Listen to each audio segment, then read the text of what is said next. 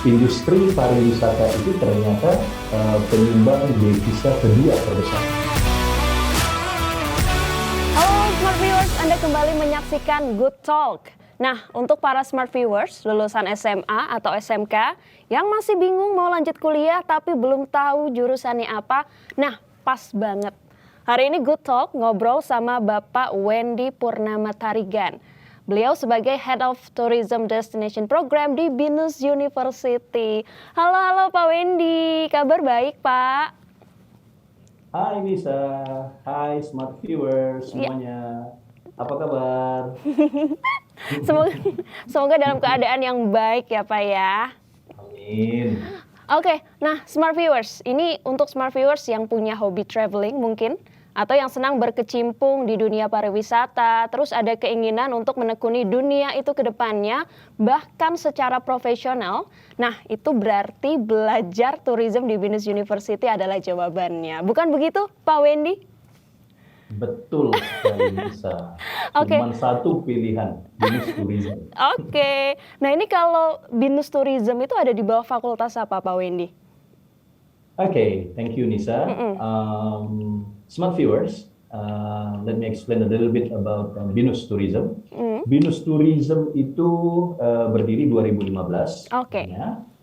So it's about seven years now. Okay.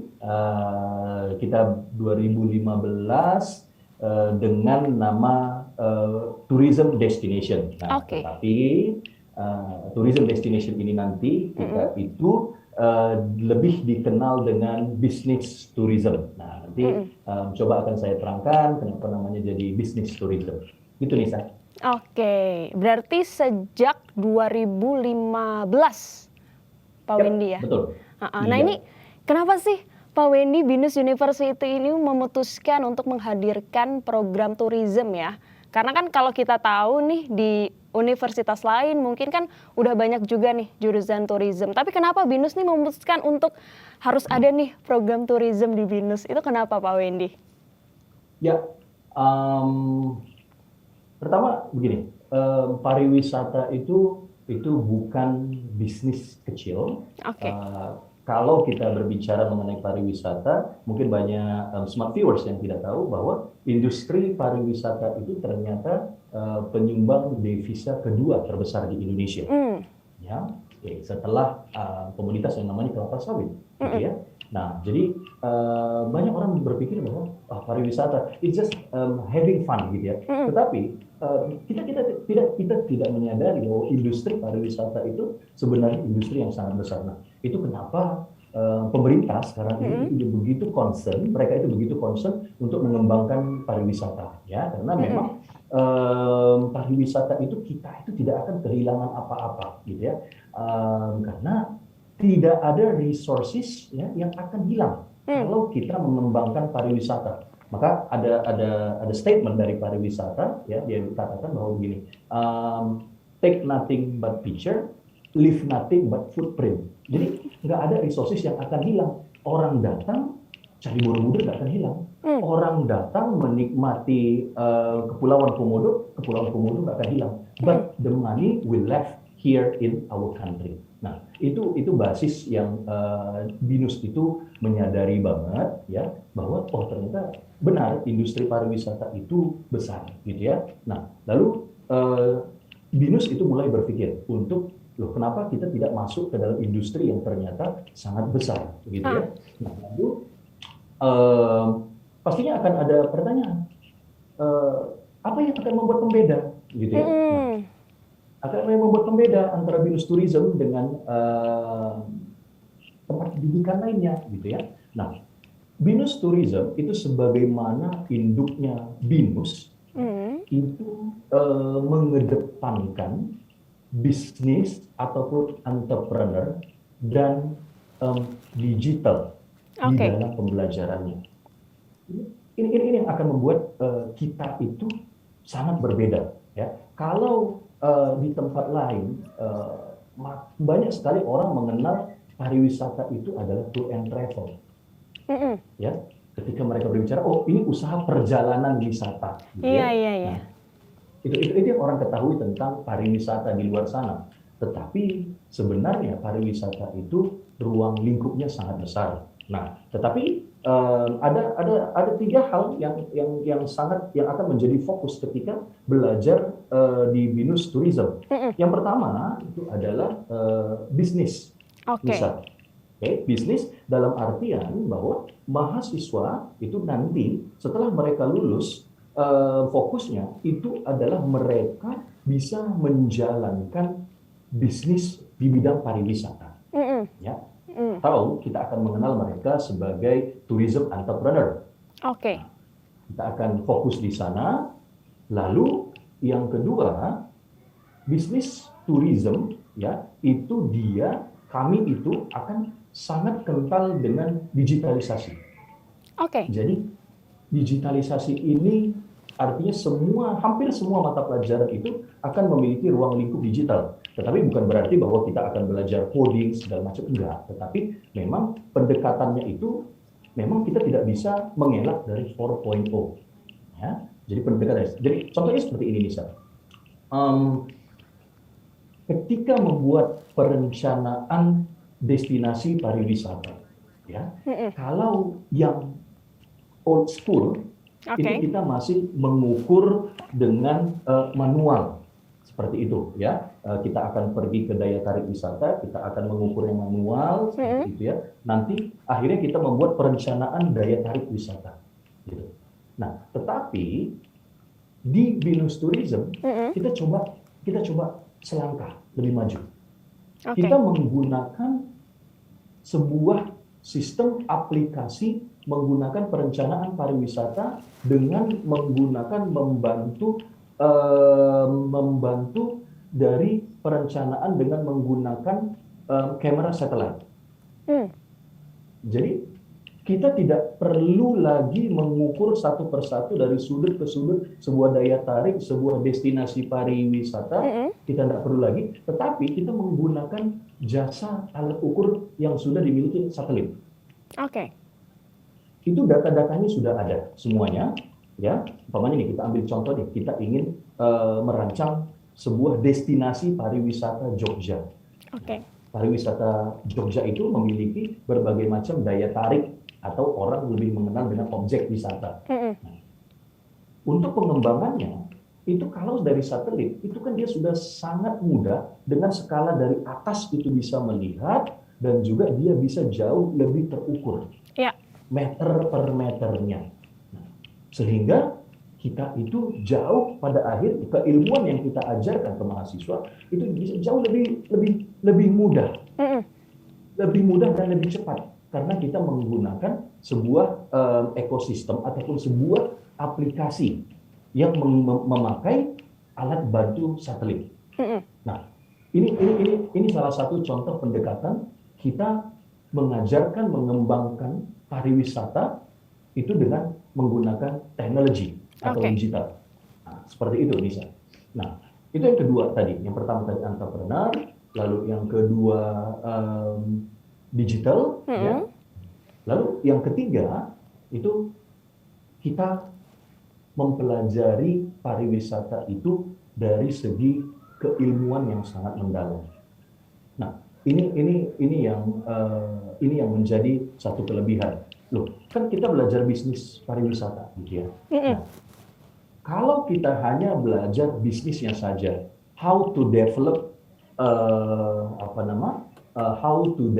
a company of tourism company, yes, kita akan belajar mengenai bisnis, gitu ya. Tetapi bagaimana kita bisa mengenal daya tarik wisata, karakter dari daya tarik tersebut, karakter dari wisatawan yang akan mengunjungi, gitu ya. Nah, itu kita akan pelajari secara detail per detail.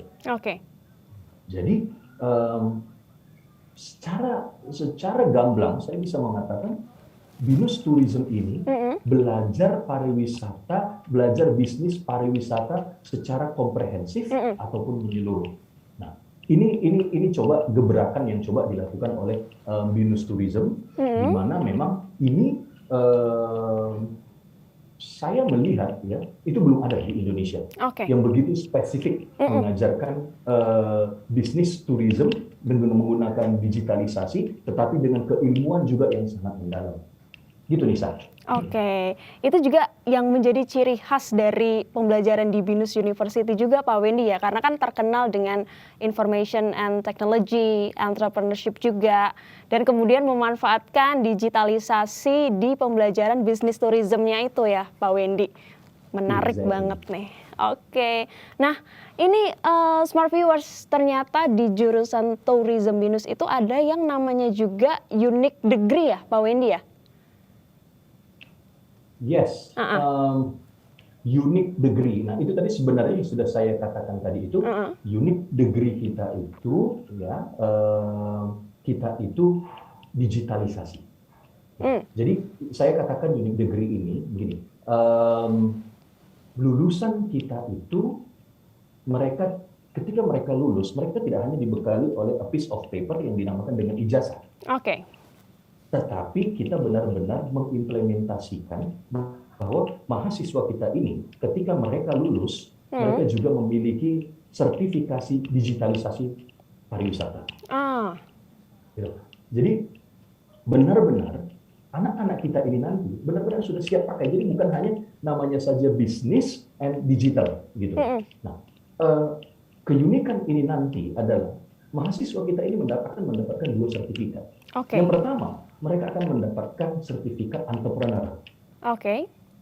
Sertifikat entrepreneur ini nanti di mana ya salah satu pilihan mereka untuk magang ya, kalau orang umum mengatakan magang, tapi di BINUS itu kita mengenal dengan 3+1. Nah, salah satu pilihannya itu adalah entrepreneur, yaitu si mahasiswa itu merencanakan dan membuat sebuah usaha ya, starting from zero until they make money, seperti itu. Nah, jadi di BINUS Tourism bagaimana kita bisa mengimplementasikan kata bisnis?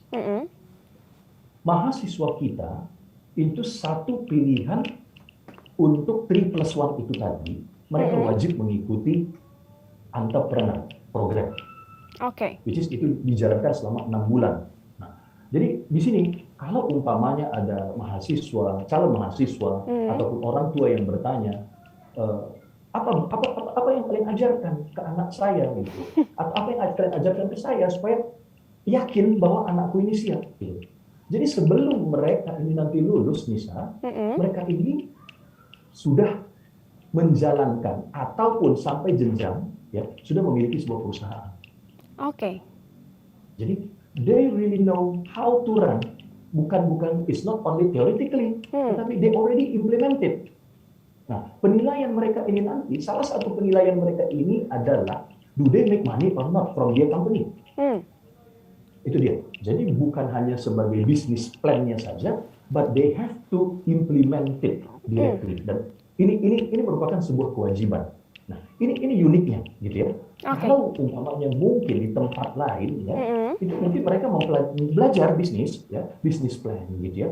Tetapi apakah memang mereka running a business, the real business of tourism? Kalau di tempat kita, yes, they really run it, gitu. Nah, sukses nggak suksesnya itu akan menjadi tolak ukur mereka, gitu. Lalu apakah mereka ini nanti bekerja sendiri? Jawabannya tidak. Mereka akan berkolaborasi dengan mahasiswa-mahasiswa dan jurusan-jurusan lainnya. Wow, oke. It's really like running a company dengan di mana pemimpinnya atau karyawannya itu memiliki latar belakang pengetahuan yang berbeda. So they really know how to run a company comprehensively in terms of the management, gitu ya. Nah, itu yang pertama tadi. Nah, yang kedua tadi yang saya katakan bahwa ya kita katakan unik itu tadi bisa. Ketika si mahasiswa ini tadi, ketika dia mengatakan, we are fully supported by digital, mereka benar-benar mendapatkan, ya, mereka benar-benar mendapatkan sertifikasi. Ada dua sertifikasi yang akan mereka dapatkan, minimal dua. Minimal dua, ya. Yang pertama itu adalah pemetaan secara satelit, gitu ya, pemetaan daya tarik wisata secara satelit. Jadi tourism plan, perencanaan sebuah daya tarik wisata itu dengan menggunakan digitalisasi dari satelit. Lalu yang kedua, tapi gue nggak mau, aku tetap ingin menjalankan katakanlah usaha perjalanan pariwisata. Gitu ya. Oke, fine. Kalau memang itu yang mereka inginkan, kita juga tetap mengakomodir. Ya, di samping memang ada pelajaran ya yang dinamakan dengan travel tour and travel business. Gitu. Tour and travel business di mana mereka juga akan mendapatkan sertifikasi. Yang mereka wajib mendapatkan sertifikasi itu adalah sertifikasi dari GDS. GDS ini adalah pemesanan tiket secara global. Ini mereka mendapatkan pelatihan, mereka harus mengikuti ujian sampai mereka berhak mendapatkan sertifikat.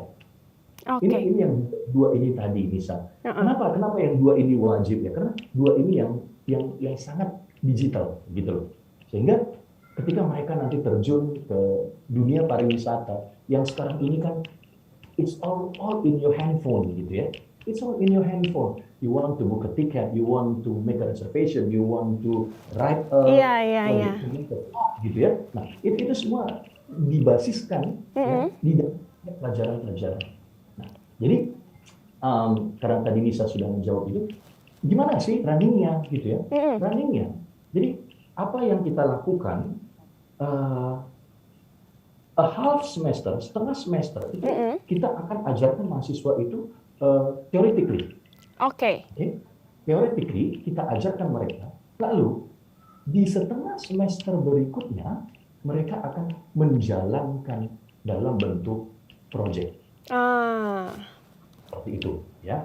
Jadi kalau dikatakan nanti apakah aku bisa katakanlah ini sedikit saya keluar dari bisnis tadi ya, ekoturism. Ya, ada satu pelajaran yang mungkin dengan ekowisata atau di dalam bahasa Inggrisnya ekoturism, gitu ya. Oke, kita mempelajari teori bagaimana cara mengukur, menilai sebuah daya tarik wisata, sebuah objek wisata itu sebuah daya tarik wisata ekoturism. Nah, tetapi apakah mereka hanya sampai di situ? Oke, saya tahu nih theoretically-nya ada 5 indikator, ada 5 indikator utama bahwa sebuah daya tarik itu bisa dikatakan sebuah daya tarik yang berbasis kepada ekoturism. Nah, tetapi nggak sampai situ, Nisa. Mahasiswa ini nantinya mereka akan memilih sebuah daya tarik yang mereka daya tarik tersebut menamakan mereka itu adalah saya adalah daya tarik wisata yang berbasis kepada ekowisata atau ekoturism. Nah, si mahasiswa akan pergi ke sana. Lalu si mahasiswa akan menjadi asesor. Mereka akan menilai sebuah daya tarik tersebut, apakah daya tarik tersebut itu memang benar-benar bisa dikatakan sebagai daya tarik yang berbasis kepada ekowisata. Mereka akan menilai, mereka akan mewawancara, mereka akan visitasi, mereka akan observasi, sampai nanti pada akhirnya mereka akan memberikan penilaian. Mereka memberikan penilaian, setelah itu mereka akan ajak pengelola daya tarik tersebut untuk duduk bersama. Pak, Bu, setelah kami observasi, setelah kami melakukan riset, inilah hasilnya. Ini masukan dari kami. Jadi saya tidak mau mengatakan bahwa lulusan kita itu sudah bisa menjadi asesor.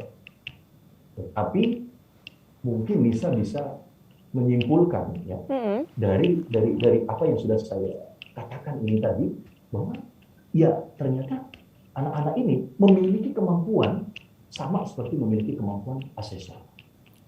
Nah, ini uniknya Nisa. Jadi anak-anak di bisnis tourism ini itu benar-benar mereka itu anak-anak yang bisa mengimplementasikan keilmuan mereka directly ke industri. Seperti itu Nisa. Wow, berarti bisa dibilang kalau kita ngomongin tadi sertifikasi, digitalisasi, entrepreneur semuanya sudah disediakan ya Pak dari tourism programnya itu sendiri ya? Betul, Nisa. Jadi kalau semisal nih nanti binusian, contohnya nih kalau saya sebagai binusian bingung gitu ya Pak Wendy ya.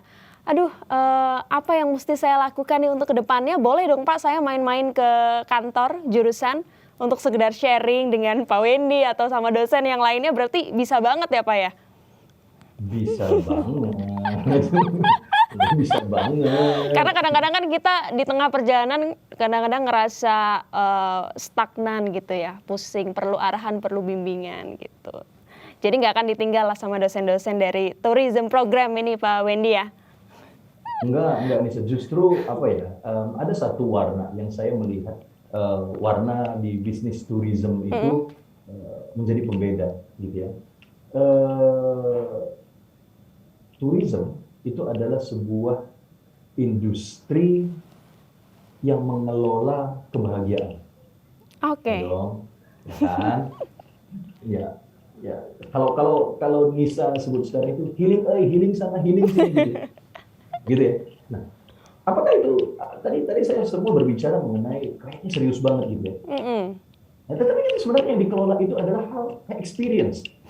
Bagaimana membuat sebuah experience orang datang itu memang mereka benar-benar mendapatkan experience mereka berlibur. Nah, artinya kembali ke pertanyaan Nisa tadi, apakah kami ini adalah dosen-dosen yang memiliki kedekatan yang sangat baik dengan mahasiswa dan kedekatannya itu seperti kakak dan adik. Wow. Jadi basis fun itu tetap ada, gitu, tetap ada. Jadi saya selalu mengatakan ya, kepada calon mahasiswa, ada satu fase untuk penerimaan mahasiswa di bisnis tourism, gitu, yaitu adalah interview.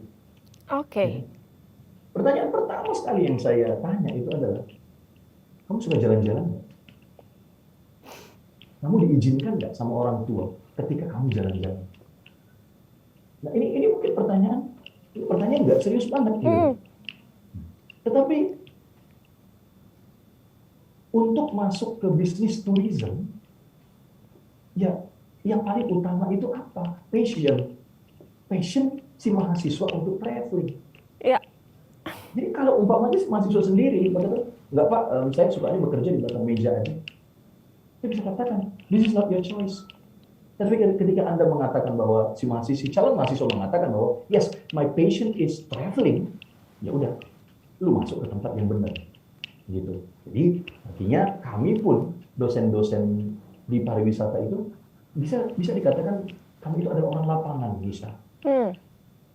Kami bukan orang yang 70-80% itu adalah orang yang di belakang meja, enggak.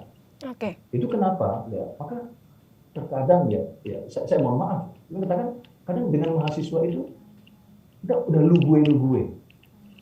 Kedekatannya seperti itu. Jadi tadi apakah boleh main gitu ya? Apakah ya, bahkan mahasiswa itu kami sarankan gitu ya. Oke, weekend lu jangan banyak di belakang meja ya, atau jangan banyak belajar. Gitu. Esensi dari pariwisata itu is not about theory, about how do you understand how to experience having fun. Nah, kalau mahasiswa sendiri itu tidak bisa mengukur dirinya sebagai wisatawan, bagaimana dia bisa merancang sebuah daya tarik yang mengedepankan experience yang baik? Yang pertama yang mereka harus lakukan, ya pastinya itu bisa experience having fun as a tourist. Iya. Gitu. Oke, ini Pak Wendy berarti lama studinya nih berapa lama nih? Nah, ini pertanyaan yang sangat menarik. Lama studi. Lama studi umumnya itu adalah 4 tahun. Oke. Ya, ini adalah umum. How is it possible? How is it possible? Kita selalu meminta. Ada di semester 6-7 itu mahasiswa menjalankan 3+1. Oke. Ya, ada 5 pilihan ya kalau di BINUS ya. Ada entrepreneur, ada magang, ada riset dan sebagainya gitu ya. Nah, ketika mereka menjalankan 3+1 ini, apapun itu, riset atau entrepreneur ya, kita akan minta mahasiswa untuk mengangkat topik 3+1 mereka, ya, ketika mereka melakukan 3+1 di semester ke-7, kita minta mereka sudah menulis atau membuat proyek tugas akhir. Oke.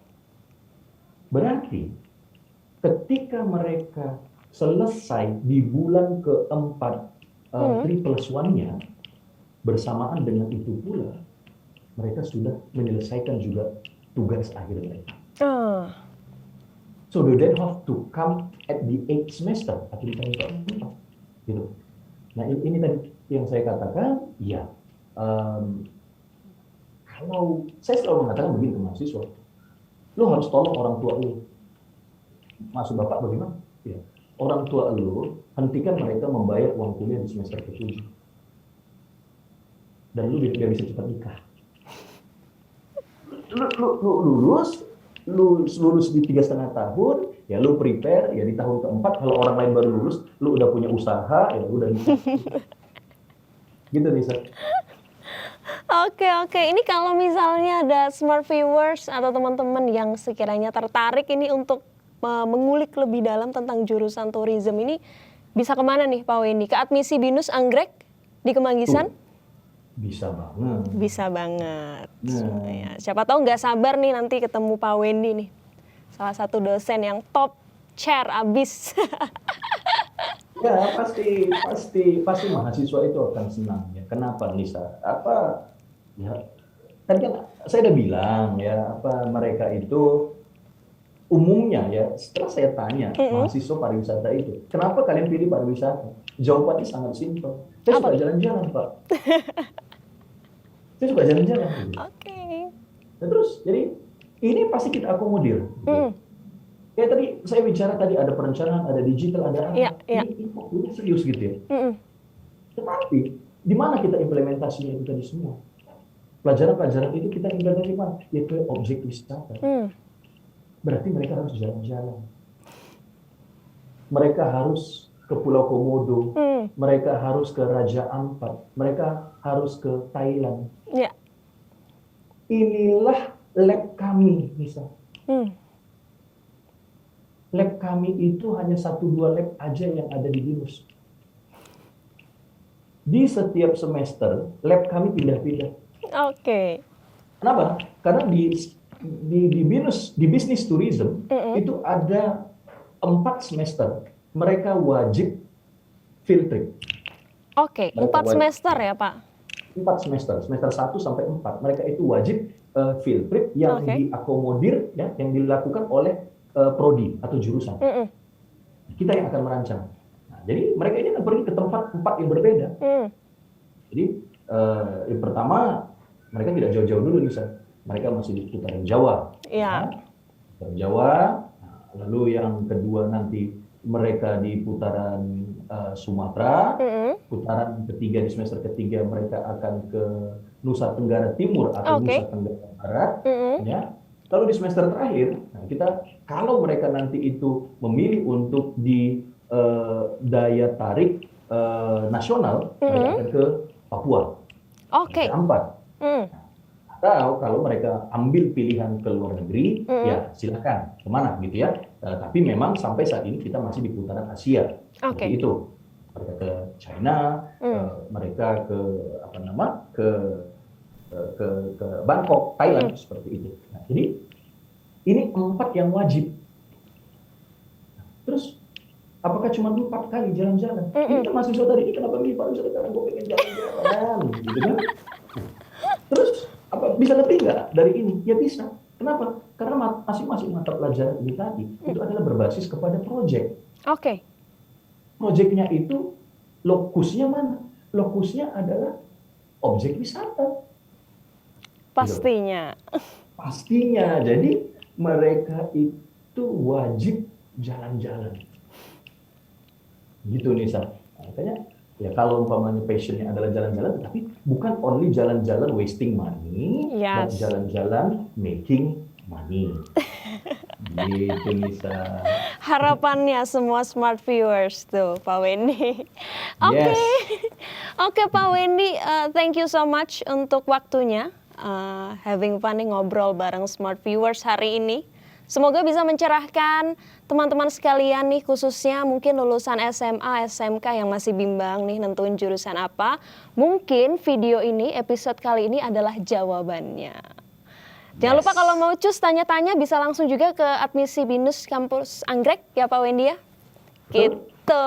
Oke, Smart Viewers, thank you udah nonton episode ini. Tonton juga episode Good Talk lainnya di YouTube channel BINUS TV. Like video ini, komen juga boleh, subscribe juga untuk mendukung semua karya dari BINUS TV. Bye-bye Smart Viewers. Bye Smart Viewers. Thank you Nisa. Ya.